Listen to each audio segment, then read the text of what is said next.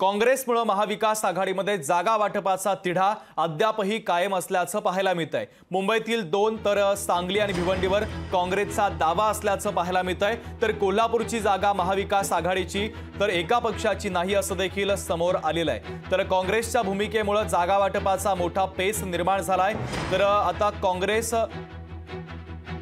च्या संदर्भातली सगळ्यात महत्त्वाची बातमी आपण पाहतोय। काँग्रेसमुळे महाविकास आघाडीमध्ये जागा वाटपाचा तिढा निर्माण झालेला आहे। मुंबईतील 2 तर सांगलीमध्ये आणि भिवंडीवर देखील काँग्रेसने आता दावा ठोकलाय।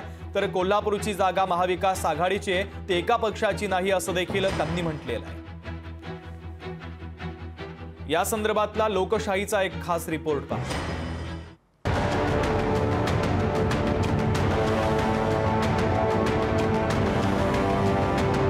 लोकसभा निवडणुकीची पहिल्या टप्प्यातील उमेदवारी अर्ज भरण्यास सुरुवात झालेली असताना काँग्रेस आणि शिवसेना उद्धव बाळासाहेब ठाकरे पक्षाचं अजूनही काहीच ठरलेलं दिसत नाही। मवियाचे नेते जागा वाटप झाल्याचं सांगत असले तरी अजूनही अनेक जागांवर काँग्रेस, राष्ट्रवादी शरदचंद्र पवार पक्ष आणि शिवसेना उद्धव बाळासाहेब ठाकरे पक्षात वाद आहेत। किंबहुना काही जागांवरचे वाद उफाळून आलेत। उद्धव ठाकरेंचा पक्ष मुंबईतल्या 5 जागा लढणार असं सांगितलं जातंय। काँग्रेसनं मात्र मुंबईतल्या 2 जागांवर दावा ठोकलाय। एवढंच नव्हे तर भिवंडी आणि सांगलीच्या जागेवरही काँग्रेसची दावेदारी कायम आहे। उद्या मुंबईला जी मीटिंग आहे त्या मीटिंगमध्ये सुद्धा त्या पद्धतीची चर्चा येईल। पण सांगली, भिवंडी आणि मुंबई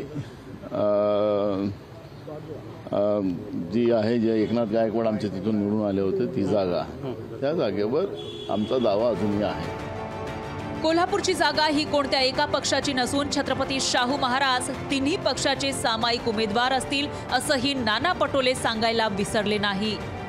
ऑलरेडी छत्रपतींनी या आघाडीतल्या कुठल्याही पक्षावर निवडणूक लढावी ही भूमिका आमची होती आणि त्यांना जे वाटेल त्या पक्षातून ते लढावेत ही भूमिका होती। त्यांनी सांगितलं मी काँग्रेस पक्षाकडून लढेन, यामुळे ही अलायन्सची जागा आहे, त्यामुळे याला आमचा कोटा हा भाग नव्हता। ही आम्ही तिघांनी मिळून छत्रपतींना त्या पद्धतीची भूमिका मांडली होती आणि त्या आधारावर तो निर्णय झालेला होता। नाना पटोले अनेक जागांवरची दावेदारी आणखी पक्की करत असताना शिवसेना उद्धव बाळासाहेब ठाकरे पक्षाचे नेते मात्र 48 जागांचं जागा वाटप ठरल्याचा दावा करतायत।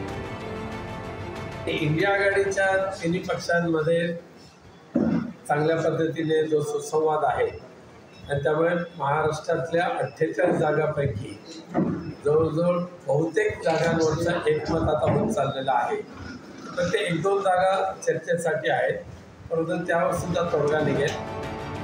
प्रकाश आंबेडकरांनी 10 जागांवर महाविकास आघाडीत संघर्ष असल्याचा दावा केला होता, तो दावा आता खरा वाटू लागलाय। काँग्रेसची गुऱ्हाळ संस्कृती आता ही कायम असून त्यांचं काहीच नक्की ठरत नसल्यानं महाविकास आघाडीला त्याचा फटका बसण्याची शक्यता आहे। ब्युरो रिपोर्ट, लोकशाही मराठी, नवी दिल्ली। लोकशाही मराठी ऐका, पहा, जागरूक रहा।